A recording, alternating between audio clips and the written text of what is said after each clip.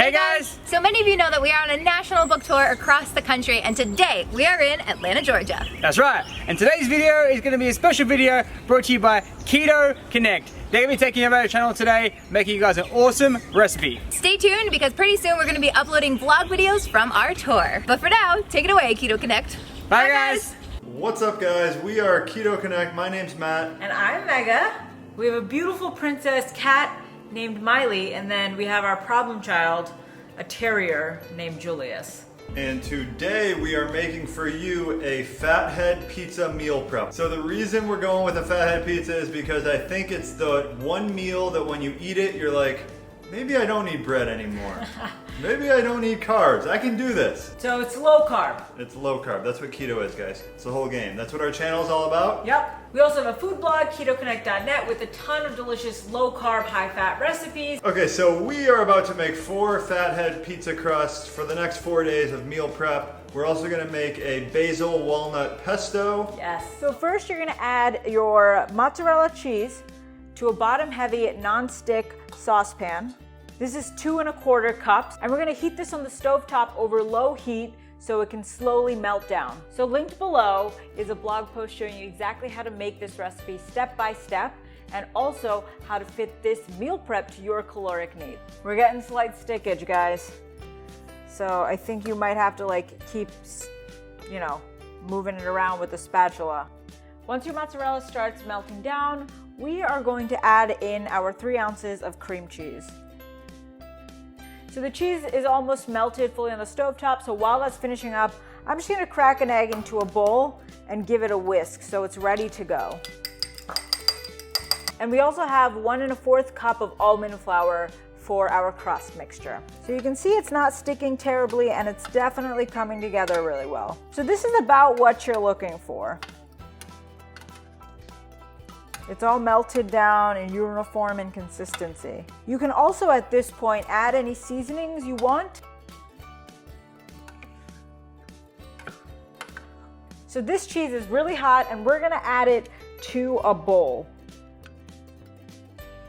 And then we're gonna add in some almond flour, all of it actually, and your egg. And we're gonna just mix this together with a fork. It'll take some time, but it will come together, I promise you. And don't be scared to get in here with your hands, which is what I'm gonna do right now. Because this is like a dough. So this is pretty thoroughly mixed, and it's perfect. It's not sticky, it actually feels like real dough. So I'm gonna divide this into fourths, and then we're gonna make 4 beautiful pizzas. If you wanna be more specific with your macros, you can definitely weigh this out and divide that by 4, but I'm just gonna eyeball it. So this is cheese, so it will be sticky. So first thing I'm gonna do is lay some parchment paper down on this cutting board. You could lay it directly onto your counter or even a baking sheet. Next, I'm going to get one of the balls and just slightly flatten it out. And then I'm gonna layer another piece right on top. I'm gonna give it a roll out. You can go as thin and whatever shape you want. I think we're gonna go for a traditional circle.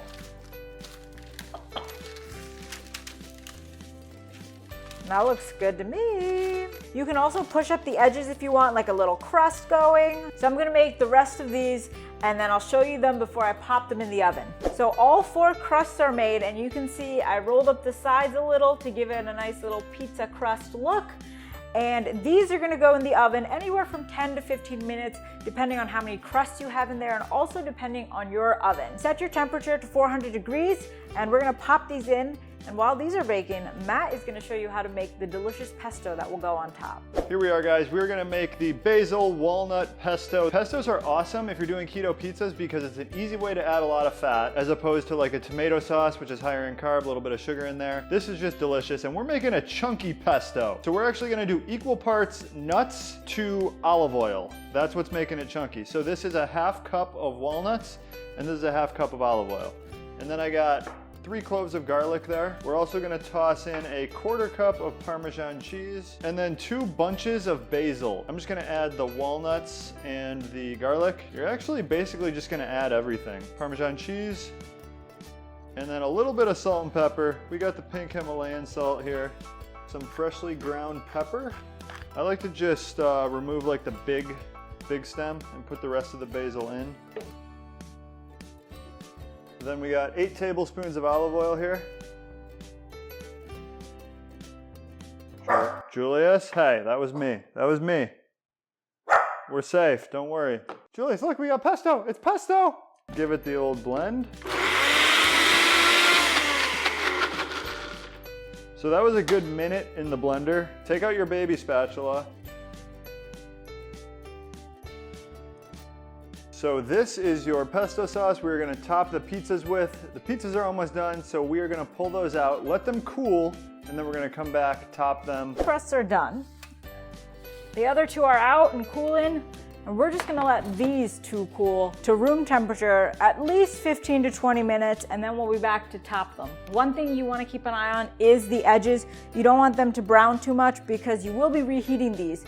So since the center will be topped with toppings, you don't have to worry about that burning. It's just those edges. So what we're gonna do is some pepperonis, some portobello mushroom, and then the pesto. We have half an ounce of pepperoni for each pizza. We're splitting one of these big mushrooms amongst all 4. We're splitting this pesto recipe into 4, 1/4 of it on each pizza. There's several different ways you can package this meal prep for the week. I think the best way to do it is to top the crust the day that you want to eat it, so that the pesto doesn't sink into it and get soggy. We're actually gonna top all of these, put all the toppings on, and then saran wrap them and pop them in the fridge, and then it's just grab and go, heat them in the oven.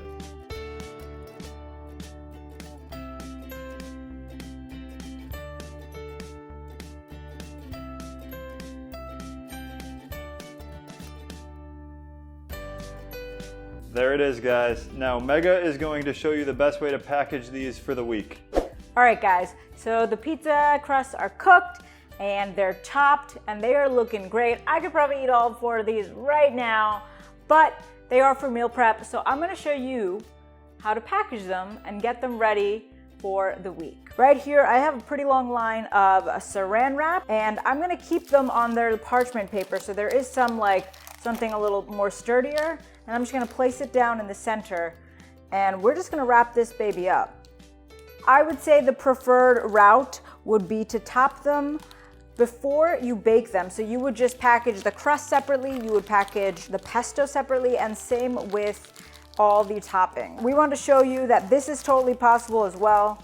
It just took 1 piece of saran wrap, and everything is gonna stay in place as long as you keep it on a shelf. So when you are ready to eat these, you're definitely gonna wanna reheat them. We would highly recommend doing that in the oven. That'll give you a crispy crust and evenly heat everything. So heat your oven to 400 degrees, and anywhere from 7 to 10 minutes will be good. I would just keep an eye on the crust, on the edges, like we talked about before.